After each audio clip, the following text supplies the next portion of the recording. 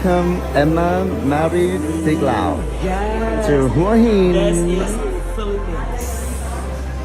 Yes, Laban Pilipinas. ความชุดซ้ำหมวก Thank you so much. Salamat po. Maraming salamat po. Maraming salamat po. เป็นใจ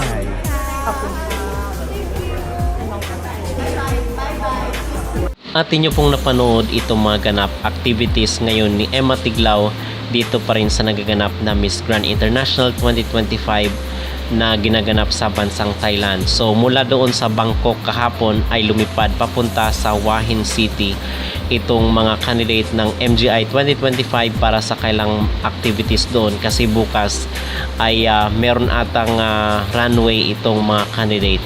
So ito yung ating aabangan mga kapolitika at dito is so far maganda naman yung ipinakitang performance ni Emma Tiglao and in fact ngayon ay base dito sa sa post ng isang Thai na vlogger. So nakabase talaga doon sa Thailand mga kapolitika kasi sila nakakita ng mga aktual na mga ganap ni Emma doon at sabi nila is number 1 daw choice, top 1 choice itong si Emma Tiglao dito sa sa MGI.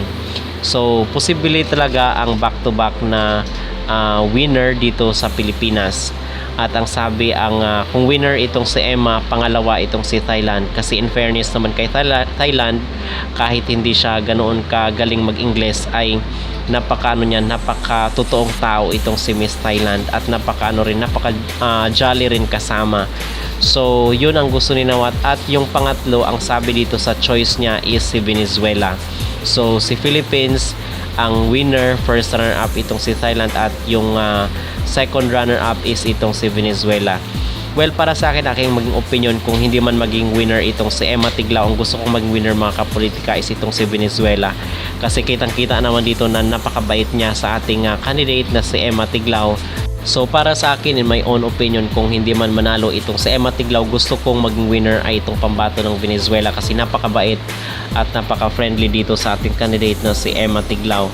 At nung nakita ko nga siya, narinig ko siya doon sa hosting niya kasi nagkaroon nga ng Q&A, diba? So okay naman siya, maayos siya sumagot and then magaling rin siya mag-Ingles. So kung itong si Venezuela ang maging winner sa MGI 2025, sa tingin ko ay deserve niya ang corona para sa taong ito. At mga kapolitika, napapalapit rin po pala ang loob nitong si Emma dito kay Teresa.